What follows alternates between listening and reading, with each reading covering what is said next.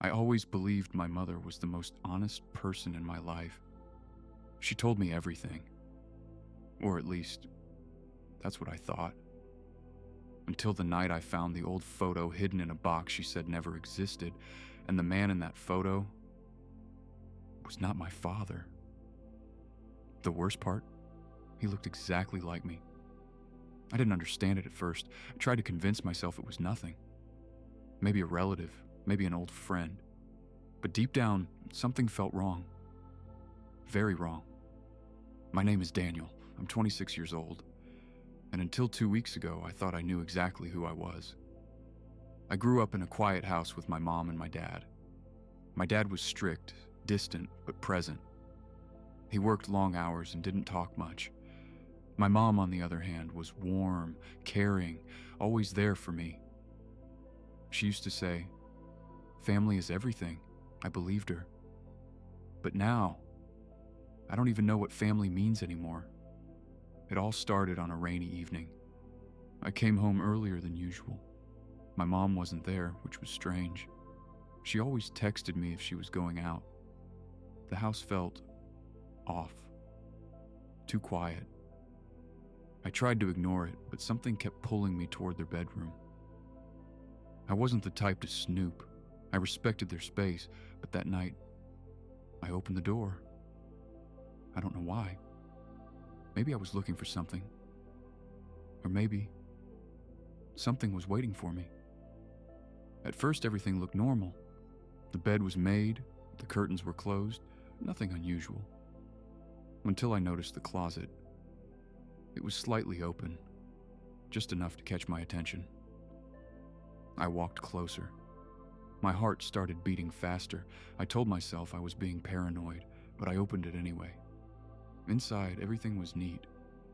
My mom always kept things organized, except for one thing: a small, dusty box on the top shelf. I had never seen it before, and that was strange, because my mom never kept secrets, or at least she said she didn't.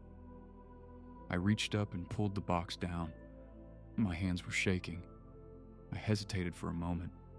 Then I opened it. Inside were old photos, letters, documents, memories, but not the kind I recognized.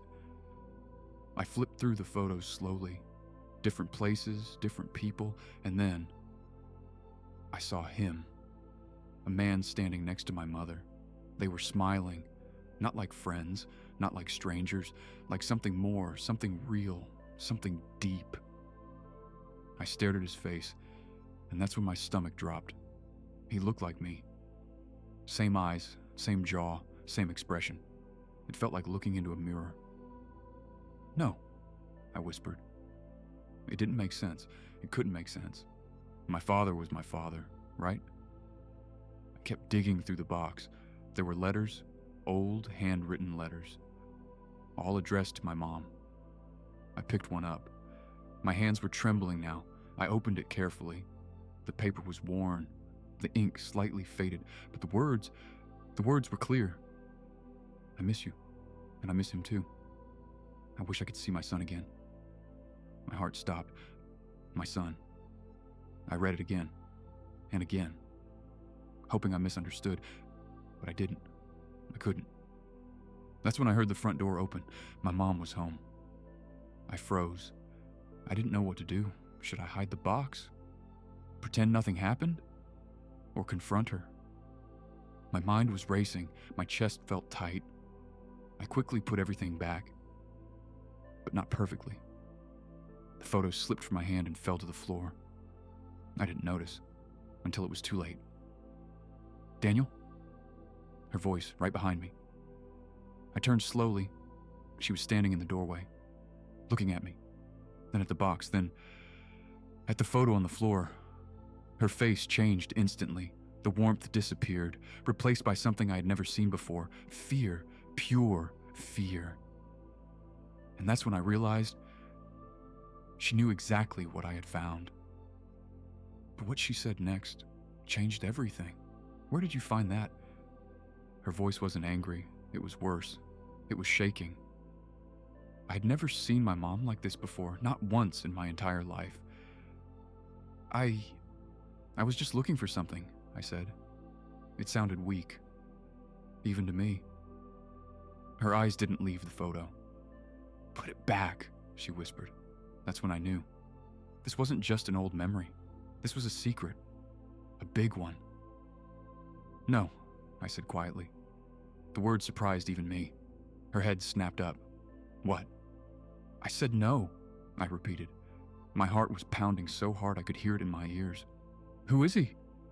She didn't answer. She just stood there, frozen, like she was deciding something.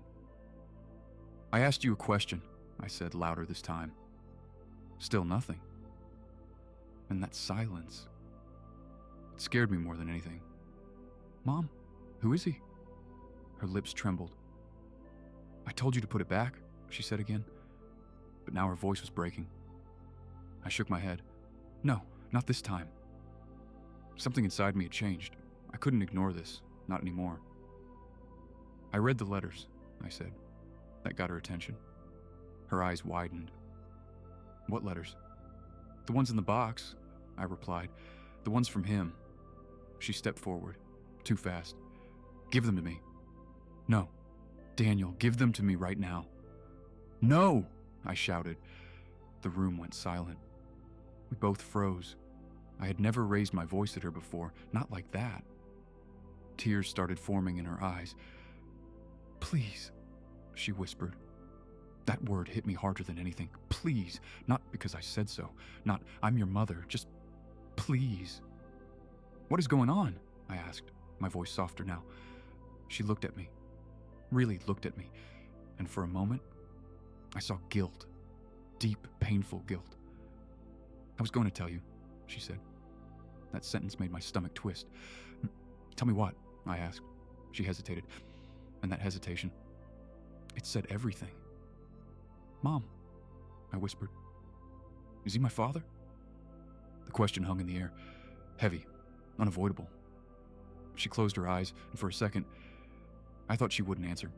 But then, a tear rolled down her cheek. Yes. One word. That's all it took. My world shattered. I felt like the ground disappeared under my feet. No, I said, shaking my head. That's not possible. But deep down, I already knew. I had seen it in the photo. In his face. In my face. The man you call your father. He raised you, she said softly.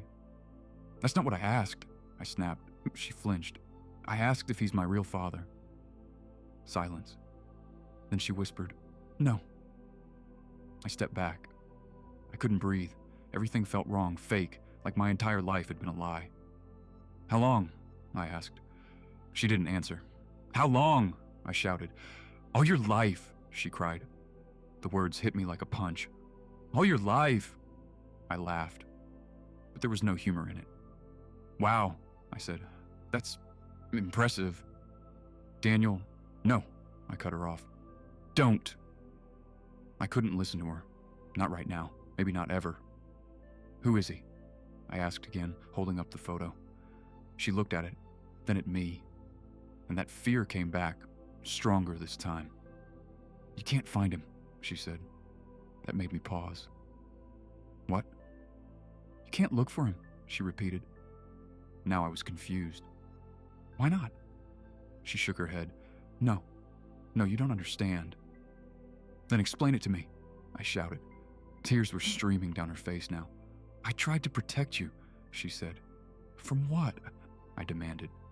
She opened her mouth, but no words came out. And that silence, it terrified me. Because in that moment, I realized something even worse. This wasn't just about a lie. It was about something dangerous, something she was still hiding. And whatever it was, she was afraid I would find out. But it was already too late because I had made a decision. I was going to find him, no matter what, even if it destroyed everything. And as I looked at that photo one more time, I noticed something I hadn't seen before. A date and an address. And that's when I understood. This story was just beginning. I didn't sleep that night. Every time I closed my eyes, I saw his face. My face. And my mother's voice kept repeating in my head. You can't find him. That didn't sound like a warning. It sounded like fear. Real fear, and that only made me more determined. By morning, I had already made up my mind. I was going. I didn't tell my mom. After what she admitted, I couldn't trust her anymore. That thought hurt more than anything, but I pushed it aside. I grabbed the photo, the letter, and the address I'd seen. It was old, very old, but it was something. And right now, it was all I had. The address was in another city, about 4 hours away. I told myself it might lead nowhere. Maybe he moved. Maybe he was gone. Maybe this was a mistake, but deep down, I knew it wasn't. On the drive, my mind kept racing. Why would my mom hide something like this? Who was this man? And more importantly, why was she so afraid of me finding him? I kept thinking about her words. I tried to protect you. From what? The question wouldn't leave me alone. After a few hours, I finally reached the street. It was quiet, almost too quiet. Old houses, faded paint, empty sidewalks. It felt like a place people forgot. I checked the address again. This was it. My heart started pounding as I stepped out of the car. For a second, I just stood there, staring at the house. It didn't look dangerous, just abandoned. The windows were dusty. The yard was overgrown. No sign of life. This has to be wrong, I whispered. But something inside me said otherwise. I walked up to the door. Every step felt heavier, slower, like my body was trying to stop me. But I kept going. I knocked, once, twice, nothing. No movement, no sound. I tried the handle. Locked, of course. I stepped back, frustrated, disappointed. Maybe my mom was right. Maybe I shouldn't have come. But then, I heard something. A faint sound. Behind me. I turned quickly. An old man was standing across the street, watching me. I hadn't noticed him before. He didn't look surprised. He looked like he'd been expecting me. "Looking for someone?" he called out. His voice was rough, careful. I hesitated, then nodded. "Yeah, I think so." He slowly walked closer. His eyes never left mine, and that made me uneasy. "Who?" he asked. I swallowed. I wasn't sure how to say it. "I'm looking for the man who used to live here." The old man stopped a few feet away. His expression changed, just slightly, but I noticed. "What's his name?" he asked. I froze. I didn't know. The letters didn't have a full name, just initials. I don't know, I admitted. He studied me, long, too long. And then he looked at the house and sighed. "You're too late," he said. My heart dropped. "What do you mean?" "He's gone," the old man replied. "Gone where?" The man shook his head. "I don't know. One day he just disappeared." That didn't make sense. "Disappeared?" I repeated. He nodded slowly. "People came asking about him a few years ago." That made my stomach twist. "What kind of people?" The old man hesitated, then said quietly, "Not the kind you want to be involved with." A chill ran down my spine. "What do you mean?" I asked. But he didn't answer directly. Instead, he looked at me again. Really looked at me. And then, his eyes widened. Just like my mom's had. It was the same reaction, the same shock. "You," he whispered. My heart started racing again. "What?" "You look just like him," he said. The words felt heavy, real, and terrifying. I didn't say anything. I couldn't. "Who are you?" he asked. I took a breath. "My name is Daniel." The old man nodded slowly, like he was confirming something. Then he leaned closer, lowering his voice. "If you're smart, you'll forget about this. I frowned. Why does everyone keep saying that? He didn't answer right away. Instead, he looked around, like he was checking if someone was watching, and that made my skin crawl. Because, he said quietly, the people who were looking for him. He paused, and in that moment, I felt something shift. Something bad. They might start looking for you too. The drive back felt longer, heavier. Every word the old man said echoed in my head. They might start looking for you too. I tried to stay calm, tried to think logically, but it was impossible. Nothing about this made sense anymore. My real father disappeared. Strangers were searching for him, and now I might be involved. I gripped the steering wheel tighter. This is crazy, I muttered. But deep down, I knew it wasn't. Every car that passed me felt suspicious. Every shadow on the road made my chest tighten. At one point, I even checked my mirror twice because I thought someone was following me. But there was nothing. Or at least, that's what I told myself. When I finally got home, the house felt different. Colder, like something had changed. Or maybe I had. My mom was sitting in the living room, waiting. She stood up the moment she saw me. "Where were you?" she asked. Her voice was tense, too tense. I didn't answer. I just looked at her, trying to see something I had missed my whole life, something real, something honest. "Daniel," she said, stepping closer. "Talk to me." "I went to the address," I replied. Her face went pale instantly. "You did what?" "I went there," I repeated. "He's not there anymore." She closed her eyes, like she already knew, like she had been expecting this moment. "Of course he isn't," she whispered. That response made something inside me snap. "You knew," I shouted. "I told you not to go," she cried. "That's not an answer." Silence filled the room again.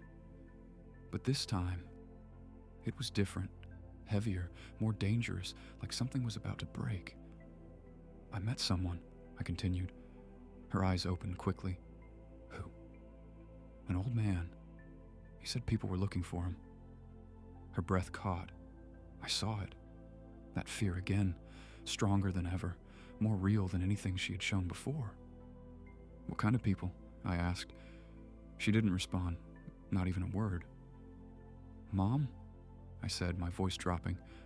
"What aren't you telling me?" She shook her head. "I can't." "You can't. Or you won't." Tears filled her eyes again. "You don't understand how serious this is." "Then make me understand," I shouted. My voice echoed through the house, louder than I expected. "I was lied to my whole life," I continued. "You think I don't deserve answers?" "I was protecting you," she cried. "From what?" I demanded. She opened her mouth, but nothing came out, and that silence said everything. It meant the truth was worse than I imagined. "I deserve the truth," I said again, quieter this time, but stronger. She looked at me, and for a moment, I thought she was finally going to tell me everything. I saw it in her eyes, the hesitation, the fear, the decision. But then, something unexpected happened. Her phone rang. The sound was sharp, loud, cutting through the tension like a knife. She froze, completely still, like even breathing would be dangerous. Slowly, she looked down at the screen, and whatever she saw terrified her. "Who is it?" I asked. She didn't answer. Her hands started shaking, not slightly, violently. "Mom, who is calling you?" She hesitated. Then she turned the phone toward me. "Unknown number." But that wasn't the strange part. The strange part was the message displayed under it. "No caller ID." My chest tightened. A cold feeling spread through my body. "Answer it," I said. She shook her head immediately. "No." "Why not?" "Because Her voice broke. I know who it is. A chill ran through my entire body.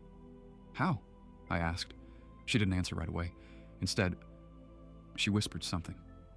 So quietly, I almost didn't hear it. He found us. My heart stopped. What do you mean? Found us. But before she could respond, the phone stopped ringing. Silence. Heavy silence. The kind that presses on your chest. We both stared at the screen, neither of us moving, neither of us breathing properly. And then, a new message appeared. A text. From the same unknown number. My mom gasped. I grabbed the phone from her hands. What does it say? I asked. She didn't respond. She just stared at me, like she already knew. So I looked, and the moment I read it, my blood ran cold. Tell your son to stop looking. I froze. My hands started shaking. Slowly. I looked up at my mom. Her face was filled with fear. Real, uncontrollable fear, the kind you can't fake, the kind that comes from experience. And in that moment, I realized something terrifying. This wasn't just about the past anymore. Whoever sent that message was watching us. Not guessing, not assuming, watching. And the worst part, they knew exactly who I was, but as I stared at the screen, another message appeared. Short, simple, and far more dangerous. We're already close. We're already close. I read the message twice, then a third time, hoping it would change, hoping I misunderstood, but I didn't. A cold wave moved through my body. They're bluffing, I said quickly. Too quickly. Even I didn't believe it. My mom shook her head. No, they don't bluff. That answer made everything worse. Who are they? I asked. This time, she didn't avoid it. She looked at me with tired, defeated eyes. The kind of people your father got involved with, she said. My chest tightened. What does that mean? She hesitated, then sat down slowly, like her legs couldn't hold her anymore. Before you were born, your father wasn't the man you think he was. I frowned. What are you talking about? He worked for people, she said quietly. Dangerous people. Silence. I felt my pulse in my ears. What kind of work? I asked. She swallowed. He moved things, information, money, sometimes people. My stomach dropped. Are you saying he was a criminal? Her eyes filled with tears were, yes. The word hit hard. Too hard. No, I said, shaking my head. That doesn't make sense. I didn't know at first, she continued.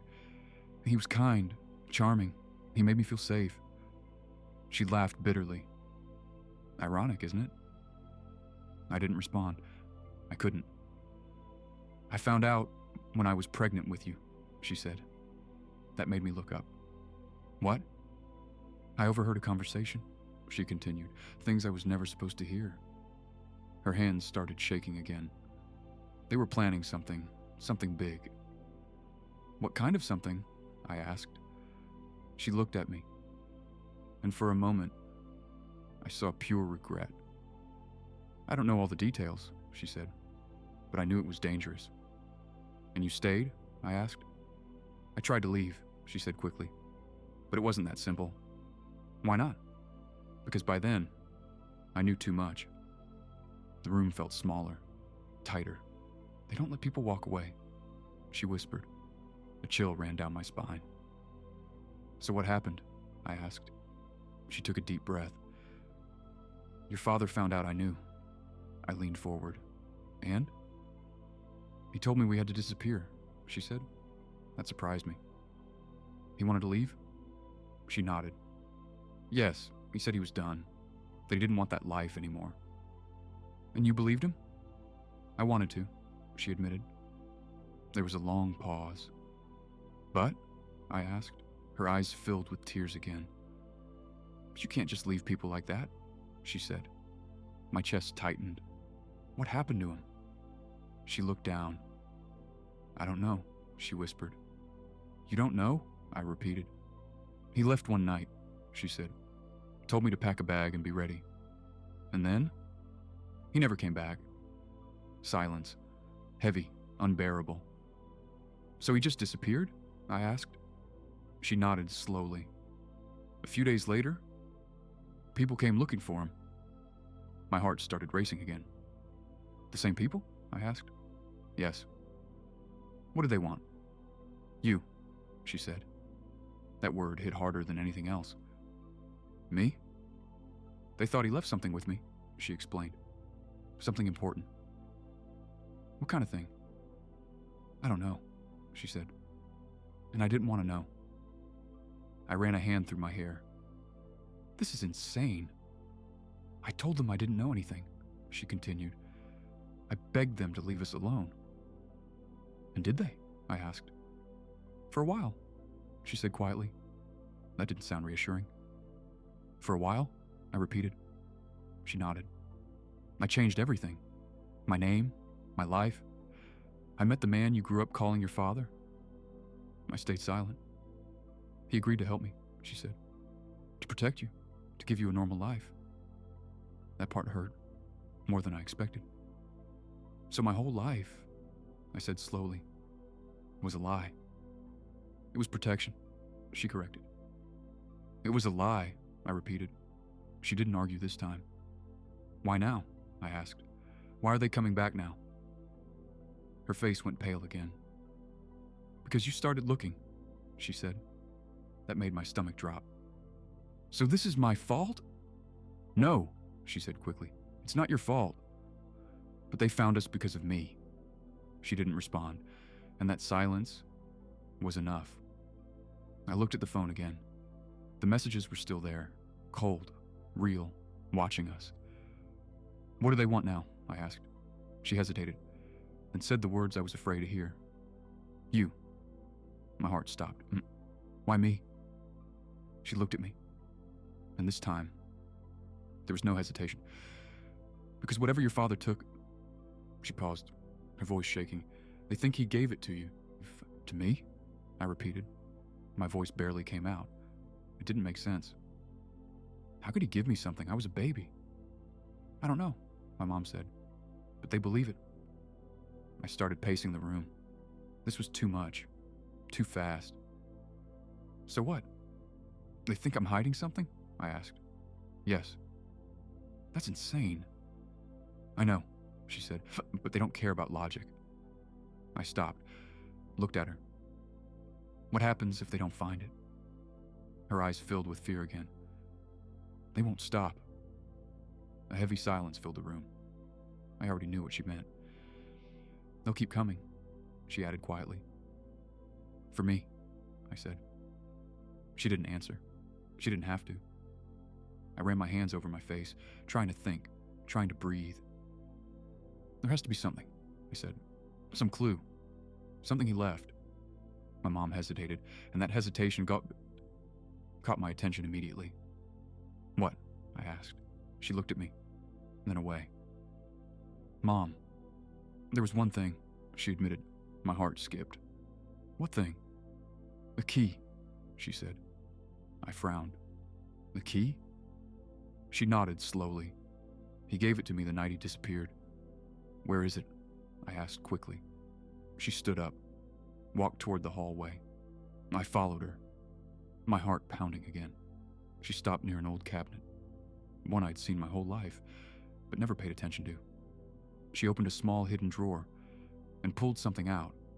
A small metal key. Old. Worn. This is it, she said. I stared at it. This is what they're looking for? I don't know, she said, but it's the only thing he left behind. I took it from her hand. It felt cold, heavy, important. There's more, she added. I looked up. What?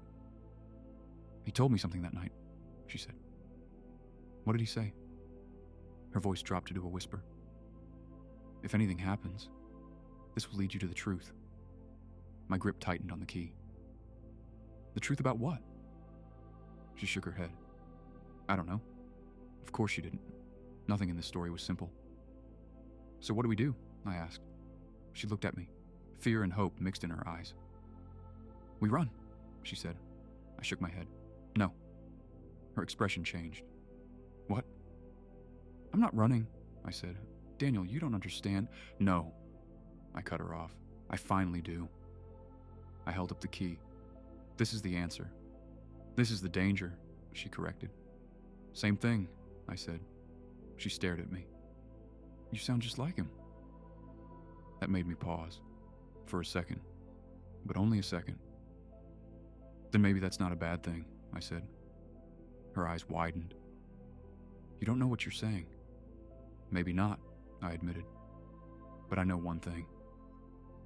I looked at the key again, then back at her. I'm done living in fear. Silence. Heavy, emotional. I need to know the truth, I said.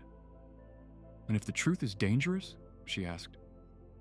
I took a deep breath, then answered. Then I'll face it. She stared at me for a long moment, then slowly. She nodded. Not because she agreed, but because she understood. I turned toward the door.